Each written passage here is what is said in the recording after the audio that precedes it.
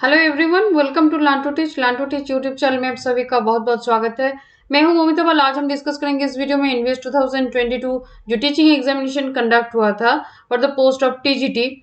तो 29 नवंबर में जो टीजीटी पोस्ट के लिए इवनिंग शिफ्ट में जो एग्जामिनेशन हुआ था उसका जनरल पेपर के बारे में हम डिस्कस करेंगे आज। तो जनरल पेपर के टीचिंग एप्टीट्यूड के जितने भी क्वेश्चंस आया था विद ऑफिशियल जो प्रोविजनल आंसर की इस वीडियो में हम डिस्कस करेंगे। तो इसके प्रीवियस वीडियो में हम ये जो जनरल पेपर का जितने भी जनरल अवेयरनेस का क्वेश्चन था पार्ट 1 से वो हम डिस्कस किए हैं, एंड पार्ट 2 में जो रीजनिंग एबिलिटी था, एंड पार्ट 3 में जो कंप्यूटर जो कि नॉलेज ऑफ आईसीटी से जितने भी क्वेश्चन था इसके ऊपर ऑलरेडी प्रीवियस वीडियो में डिस्कस किया गया है। वीडियो ऑलरेडी चैनल में अपलोड किया गया है। चैनल का जो लिंक है वो आपको मिल जाएगा विद वीडियो लिंक, जो डिस्क्रिप्शन बॉक्स के एंड में आप स्क्रॉल डाउन करके नीचे तक जाएंगे तो आपको उस प्रीवियस वीडियो का लिंक मिल जाएगा। आई बटन से भी आपको लिंक अवेलेबल कर दिया जाएगा। तो चलिए आज हम डिस्कस करेंगे टीचिंग एप्टीट्यूड के जितने भी क्वेश्चंस आया था 29 ऑफ नवंबर इवनिंग शिफ्ट में, तो उसके ऊपर आज इस वीडियो में हम डिस्कस करेंगे विद प्रोविजनल आंसर की। तो थोड़ा एडजस्ट कर लेंगे पहले स्क्रीन को। 31 नंबर क्वेश्चन है टीचिंग एप्टीट्यूड से। 31 नंबर क्वेश्चन है arrange the following teaching learning process in order and give your answer from the course given below. तो पहले ये जो ऑप्शन दिया गया है यहाँ पे ऑर्डर के हिसाब से हम इसको अरेंज करेंगे। ए में है relating the previous knowledge with present topic, evaluation, reteaching, formulating objectives and presentation of the content. तो ये जितने भी यहाँ पे जो टीचिंग लर्निंग प्रोसेस का जो यहाँ पे अरेंज करने के लिए आपको बोला गया है, तो A B C D E ये 5 कंपोनेंट को आपको according to teaching learning process आपको अरेंज करना पड़ेगा। तो कौन सा ऑप्शन पहले आएगा कौन सा बाद में आएगा, तो अरेंज अकॉर्डिंग टू जो अरेंज आपको यहाँ पे रीऑर्डर करना पड़ेगा।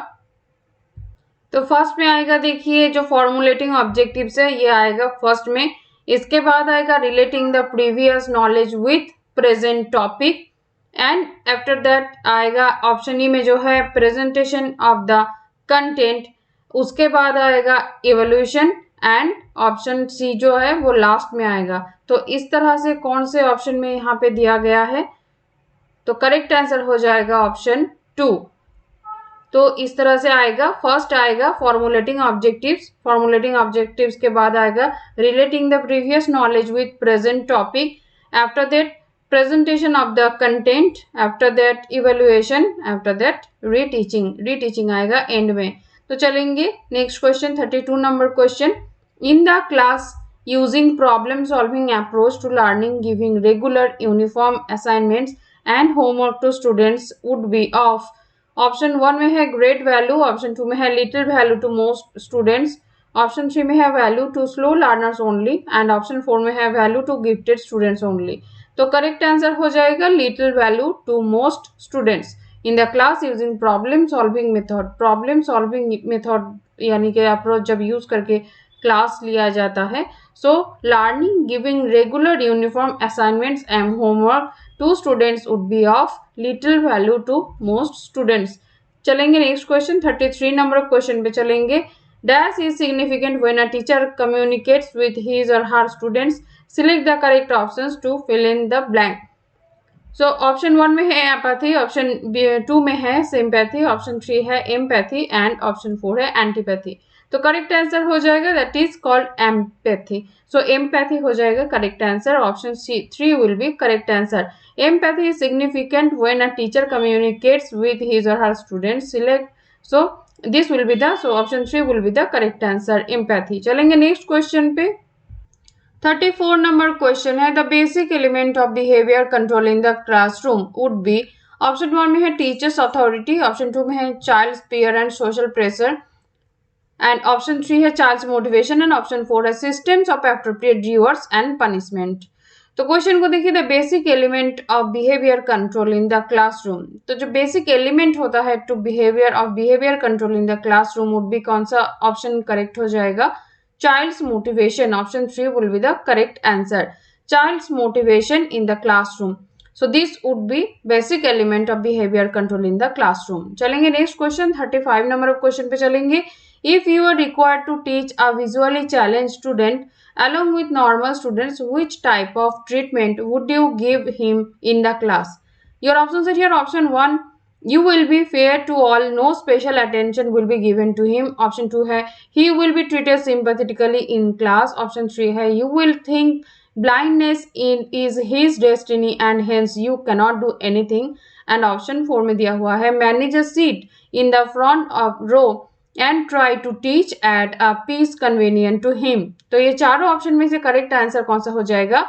If you are required to teach a visually challenged student along with the normal students, so what type of treatment would you give him in the class? तो correct answer हो जाएगा manage a seat in front row and try to teach at a pace environment to him. So option 4 will be the correct answer. चलेंगे next question पे. 35 number question है. 36 number question is the first step in the construction of an achievement test is to. achievement test का जो first step जो होता है बनाने का, तो वो क्या होता है? ऑप्शन 1 में है select a variety of items. Option 2 में है define the objective of the course. Option 3 है draw up a table of super specifications. And option 4 है decide what kind of test to use, subjective और objective. तो चारों option में से correct answer कौन सा हो जाएगा? Define the objectives of the course. Define the objectives of the course will be the correct answer. So define the objectives of the course is the first step in construction of an achievement test. चलेंगे next question. 37 number question है teaching is not a. Teaching क्या नहीं है, आपको ये option में से बताना है. ऑप्शन 1 में दिया हुआ है professions to direct the child. Option 2 में है profession to bring desirable changes in human behaviour. Option 3 है way of developing national growth index. And option 4 है profession to help society progress. तो चारों ऑप्शन में से जो करेक्ट आंसर हो जाएगा वो हो जाएगा वे of developing national growth index is not. Teaching is not a way of developing national growth index. Otherwise जितने भी पॉइंट है वो करेक्ट है. प्रोफेशन टीचिंग में क्या होता है? Profession to direct the child, profession to bring desirable changes in human behaviour and profession to help society progress. तो क्या नहीं होता है teaching? Way of developing national growth index. चलेंगे नेक्स्ट क्वेश्चन. 38 नंबर ऑफ क्वेश्चन है for ideal teaching a teacher should have. Ideal teaching के लिए टीचर को क्या करना चाहिए?